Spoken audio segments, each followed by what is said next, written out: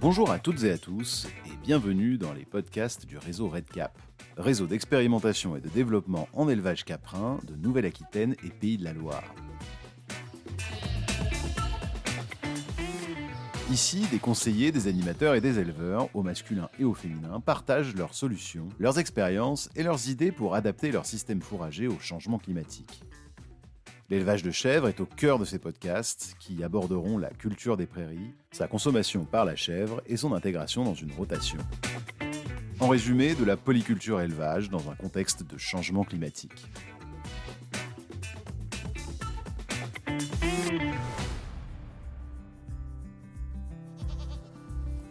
Alors, Émilien Retailleau, installé à Chalandray, entre Parthenay et Poitiers depuis 2019, avec un troupeau de 50 chèvres poitevines, 20 hectares, 15 hectares de surface fourragère, 5 hectares de céréales, tout à destination du troupeau de chèvres. Et 100% du lait est transformé à la ferme et en agriculture biologique depuis 2022. Alors intéressons-nous maintenant à ce que tu as mis en place pour adapter l'élevage aux conséquences du changement climatique. Lors de ton installation, tu as eu une réflexion par rapport à ta chèvrerie. Est-ce que tu peux nous dire quel choix tu as fait ? Par rapport à ça, en fait, on a quand même fait pas mal de visites chez des élevages qui avaient construit eux-mêmes leur chèvrerie, c'est-à-dire que quand ils sont installés, la chèvrerie n'était pas existante. Donc pour s'inspirer un peu de ce qu'ils ont vécu. Et c'est vrai qu'ils avaient tous à dire que les étés étaient de plus en plus chauds. Et donc des choses qu'on a mis en place par rapport à leurs remarques, c'était limiter les translucides de toit qui pendant un temps étaient un petit peu promus pour faire venir de la lumière dans le bâtiment, mais qui apportent aussi de la chaleur. Donc finalement, on s'est dit on n'en met aucune au-dessus de l'aire d'exercice. On en a mis juste 3 au-dessus des couloirs d'alimentation, et en fait on se rend compte que c'est déjà même trop. Donc il nous arrive de les occulter pour les périodes chaudes. Et on avait mis toute notre partie translucide sur le pignon orienté nord, en fait, donc pour faire rentrer de la lumière sans chaleur, enfin avec moins de chaleur. Voilà. Et alors pourquoi avoir choisi le bois particulièrement ? Le premier argument, c'est d'abord l'esthétique quand même, parce que je crois que je trouvais ça beaucoup plus joli. Mais en vrai, ça conduit quand même un petit peu moins la chaleur que le métal. Et de la même façon, sur la toiture, on a proscrit le bac acier non isolé, en fait, parce que le bac acier isolé, c'était quand même une option, mais c'était beaucoup plus cher à l'investissement. Donc ça, on savait que c'était aussi le matériau qui allait amener le plus de chaleur. Donc ça, ce qui fait que c'est du fibrociment aujourd'hui. Mais il n'y a pas d'isolation. Je dirais pas encore d'isolation, parce que peut-être qu'un jour ce sera quelque chose qu'on fera pour limiter la chaleur qui arrive par le toit. Et puis sur tout le long de l'aire paillée, elle donne sur la façade est, sud-est.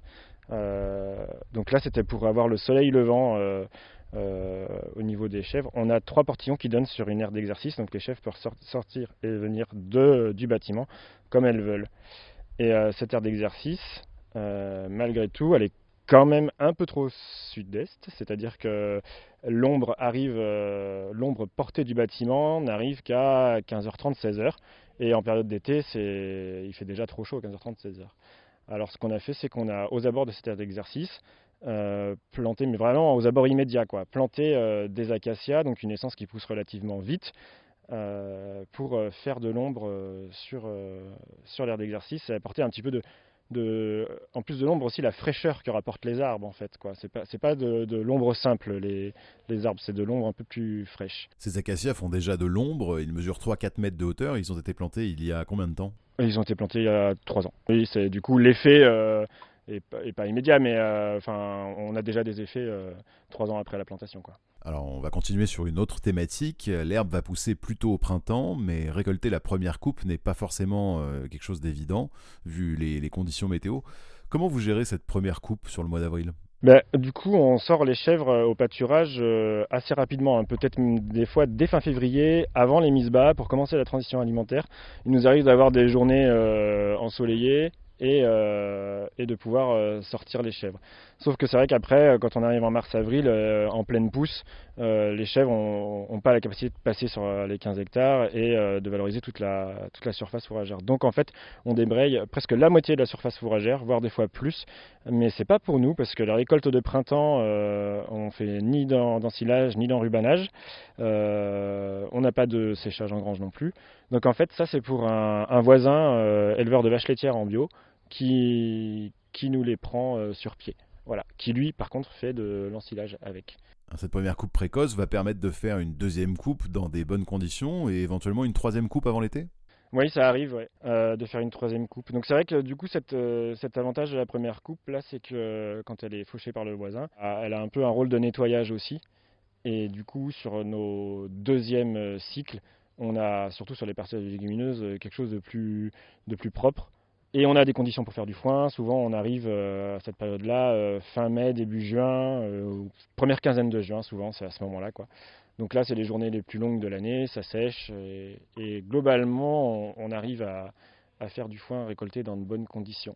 Et la troisième coupe, ça, c'est au petit bonheur la chance, ça dépend des années. Cette année, par exemple, on n'a pas pu, parce que après le foin, il s'est mis à faire sec, et ça n'a pas repoussé suffisamment derrière pour mettre en route un autre chantier de foin.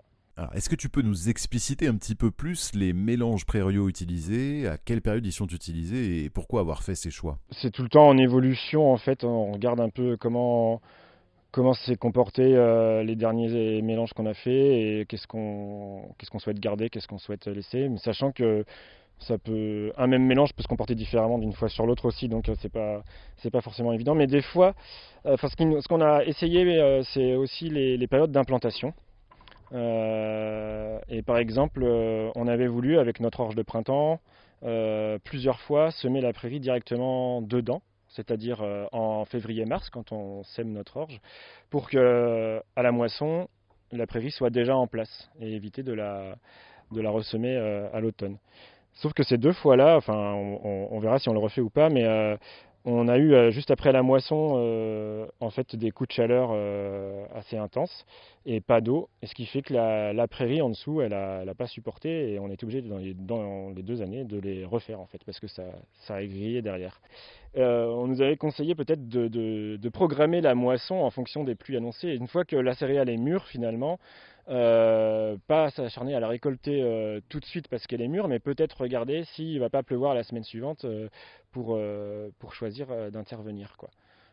Ça peut être une solution et pour sauver du coup la prairie qu'on a implantée dessous. On voit un petit peu plus loin une prairie avec des arbres. Ouais, ça c'est une parcelle qui est pas très loin du bâtiment, où en fait il y a juste 1 minute de marche pour les chèvres, et on se disait qu'à terme ça pourrait être une parcelle un peu parking de forte période de chaleur, toujours pour aller chercher la fraîcheur des arbres. Parce que de toute façon, quand il fait trop chaud, les chèvres ne pâturent pas, enfin ne consomment pas l'herbe au pâturage, elles préfèrent faire la sieste. Et sur cette parcelle-là, du coup, qui est une prairie permanente, hein, pour le coup, on a installé 6 chênes, 6 châtaigniers greffés. Et dans les chênes, c'est plutôt des essences, donc c'est du chêne chevelu. Donc plutôt une essence du sud de la France. Est-ce que vous adaptez vos horaires de pâturage lors des périodes de forte chaleur? On les emmène tôt le matin après la traite, et puis comme on est en monotraite, le soir on les sort à partir de 18h30, 19h, des fois un peu plus tard en période de chaleur, et on les rentre qu'à la tombée de la nuit. Mais entre les deux, elles sont au bâtiment. Le pâturage diminue parfois un petit peu en été alors. Il faut compenser par du foin? Pour l'instant, on diminue. Il y a une année, on a vraiment arrêté, mais parce qu'on n'avait pas encore toute la surface, et du coup, on est repassé en foin total pendant 2 mois jusqu'au 15 septembre, quoi. Mais on arrive quand même à les sortir toujours un peu. Donc on a une continuité sur la consommation d'herbes fraîches quand même, parce que c'est aussi grâce aux luzernes en fait, hein. Parce que les luzernes de deuxième et troisième année, elles sont suffisamment implantées pour quand même réussir à reverdir un peu. Continuer le pâturage, ça c'est possible. Effectivement, en été, on est encore en pleine lactation, donc il faut encore du bon fourrage à ce moment-là, quoi. C'est pas le foin qu'on donne à l'automne ou à l'hiver, quoi. À l'avenir, moi, ce que j'aimerais bien, c'est peut-être un peu plus de surface fourragère ombragées, c'est-à-dire du bois, du taillis, des choses comme ça en fait. Et j'aimerais peut-être qu'à terme, autour du bâtiment, si possible, avoir des parcelles comme ça facilement accessibles pour des sessions de pâturage à l'ombre, quoi. Tu as aussi beaucoup de haies dans ton parcellaire, j'imagine que ça aide beaucoup en période de forte chaleur. Donc ça a commencé d'abord sur des parties plutôt en bordure, et puis après en séparation. Et l'idée c'est quand même d'avoir de l'ombre pour les chèvres au pâturage. Et puis la réflexion était aussi de se dire que quand on manquait d'herbe, la haie devenait une ressource, quoi. Et donc c'est pour ça qu'on a implanté dans la haie des essences plutôt intéressantes pour les chèvres. Donc il y a quelques mûriers, quelques noisetiers. J'ai fait mettre des ormes aussi, malgré la graphiose, parce que je trouvais qu'elles le consommaient très très bien. Et que de toute façon, si on devait les recéper, peut-être qu'ils seraient moins sujets à la graphiose. Donc, et du frêne aussi, voilà. Entre autres, il y a aussi des essences pour faire des OG et des grands arbres. Avec le changement climatique, le rendement des prairies va être variable d'une année à l'autre. Comment sécurises-tu ton système fourrager? J'essaie de calculer, enfin en tout cas sur le bilan fourrager, d'avoir pour 150% des besoins, à peu près. Voilà. Quand on récolte, on essaye de se dire ça. Parce qu'on ne sait jamais la durée de l'été. En fait, enfin, combien de temps elles vont manger du foin en été. Donc on essaye de prévoir un peu plus. Sur le chargement, à voir. Pour l'instant, les 15 hectares de surface fourragère me semblent suffisants pour le troupeau. On arrive à gérer, surtout qu'on a cette herbe de printemps qu'on vend aux voisins. Il y a encore ce levier-là, où il y a un levier encore un petit peu plus simple, c'est ma voisine qui est paysanne boulangère qui a de la surface fourragère aussi dans ses rotations. Donc on peut aller acheter du foin sur pied chez elle. Et le fait d'avoir un parcellaire groupé, accessible au pâturage, est-ce que c'est une force de votre système et pourquoi?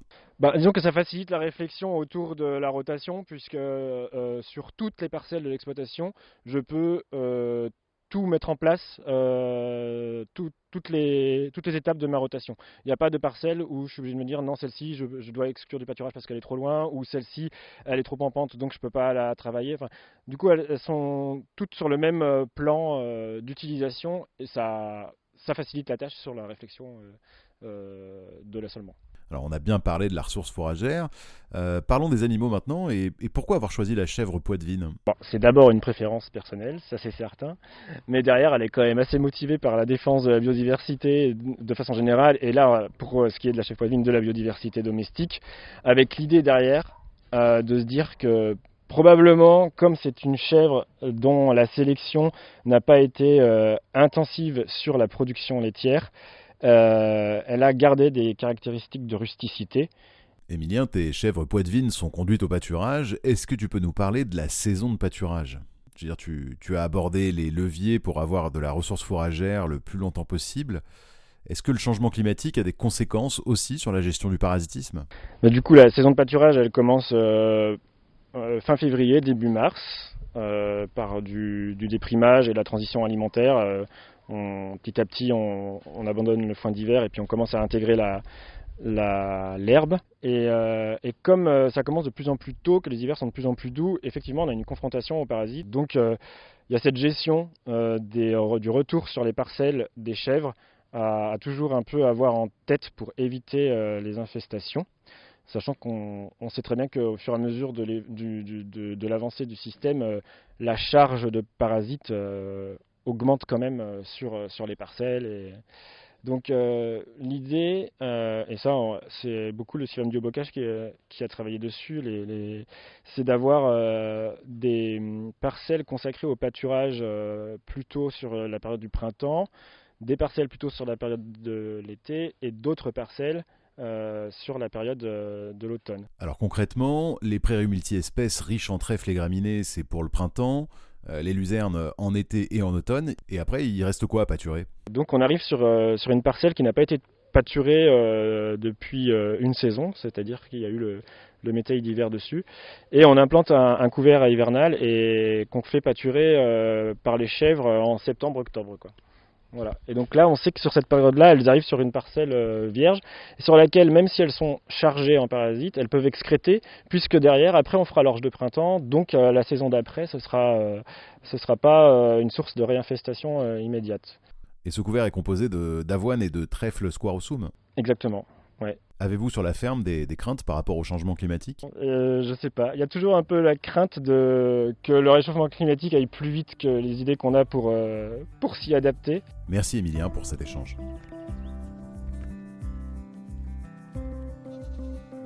Si vous souhaitez aller plus loin sur ce thème, des références techniques sont disponibles sur le site internet du réseau REDCap.